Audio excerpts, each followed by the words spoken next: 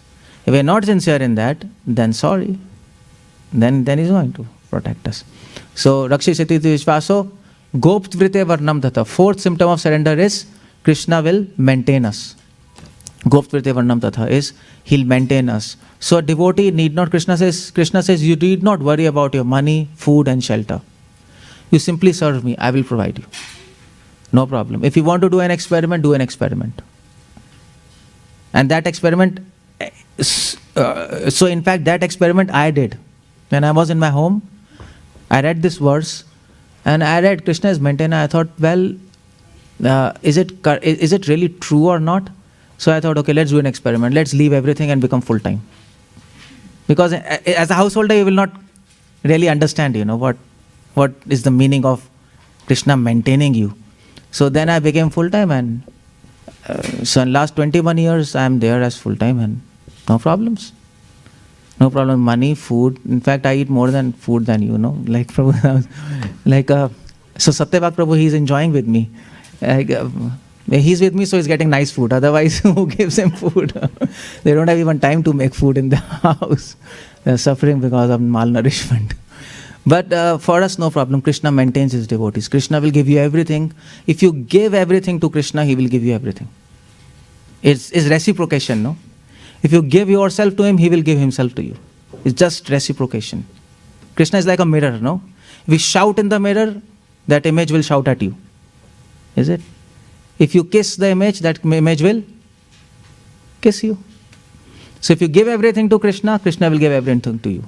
And that he is saying for true. He is saying that I will maintain you. Don't worry. Don't worry. So as a householder, you don't need to become full-time. As a householder, don't worry about your money, about your plans, about your future. You can plan for that, but don't be dependent much on that. Save time. Save time and invest time to serve him and to understand him, because everything will come back, but not time. Time will never come back. You can adjust everything, you can manipulate everything, but you cannot manipulate time. That's out of your control. So that's 𝗀𝗪𝗪𝗪 𝗪𝗲. Krishna is promising. Krishna is giving you promise that I will do, don't worry. And then the fifth symptom is 𝗪𝗪𝗃𝗍𝗪. And the fifth symptom, 𝗪𝗪𝗃𝗍𝗪, means total surrender. So 𝗪𝗪𝗃𝗍𝗪 means employing your body, mind and word in the service of Krishna. Karmana, manasa and vacham. So this is a fifth symptom of surrender. Anybody who surrendered, he will always speak about Krishna. Anybody who surrendered, he'll always serve him. Anybody who surrendered, he will always think about him. Karmana, manasa and vacha. So that Prabhupada says, he will not waste time. He will try to serve him in all respects. That Prabhupada says in his... Read Prabhupada books. Prabhupada's statements are very, very deep and very realized. Prabhupada says, devotee will serve him in all respects. We don't like to leave any atom of our body free and not in service of Lord. We want each atom of our body to serve him. So we save time and serve him. And the sixth symptom is 𝗪𝗪𝗪. 𝗪𝗪𝗪 means in spite of serving him, in spite of putting efforts, in spite of having full confidence in him, still a devotee is humble. And he will say, my dear Krishna, I am a useless devotee. I can't do anything for you. In spite of doing everything, he will say, I can't do anything for you. In spite of accepting favorable and rejecting unfavorable, a devotee will say, Krishna, I am so foolish, I don't know what is favorable and what is unfavorable. You see, that is humbleness. He will not take the credit of doing everything on himself. He will give all this credit to Krishna. Krishna, it's by your power I have this understanding. It's by your power I am able to do all these things. So, whatever I am doing, I take from you and offer it back to you. Just like you take Ganges water and offer it back to the river Ganges. That is 6 symptoms of Sharanagati. If you find these symptoms in yourself, then you are surrendered. The more you find these symptoms, the more you are surrendered. It's directly proportional, that's all. So now you have to see where you are. I've explained. And if you lack surrender, then fine-tune all these things. Fine-tune. Increase your surrender. 100% surrender is love. Your life is perfect. That's what is. Why do you surrender? What is surrender? And how do you surrender? That's Bhagavad Gita. Hare Krishna, Srila Prabhupada ki jai. Thank you very much. So just a minute. I just wanted to announce, as before, there are some books. You can get those books. Devotees who are coming, they already know, but devotees who are online or demigods, I like to call them demigods, they're somewhere in the sky. So for them, I just wanted to tell that. Anyway, I'll just tell quickly. No need to waste time there. And I'll just inform you. So here are these are 2 CDs. See, just like I explained you Sharanagati and so many seminars I have given, you can hear in this. This is like 140 hours of English and Hindi lectures. You can listen in car, in your phone. Keep on listening. 100 times reading is 1 time listening. You will not be able to take this out by your own reading. Or maybe it will take time. So here, just as we have heard, you can also hear. So this you can take, it's available, these pen drives, and you can hear. And these are 3 books. That's all I've explained before. Whatever I am talking, it's from this book, Mighty Efforts. Whatever these lectures, much of the points. And Mighty Efforts, you have to put efforts to serve Krishna. This is Crazy Ideas. It's helpful for preaching and many ideas. Why so many gods? Why so many scriptures? So many people ask you questions. Your relatives, your friends, but you don't have convincing answers. Those answers I have put there from philosophy, from other scriptures, to give you a broad idea. And this is one book on science, on genetics and life, which everybody can understand. Your children can understand it. Children ask, no, evolution is right, what is genetics? You don't have a proper answer. This will give you proper answer for that. So you can have this, you can see there, you can have these books. They are little bit limited, so it might finish, I don't know. So you can see that in the back. And again, thank you very much for listening. Hare Krishna.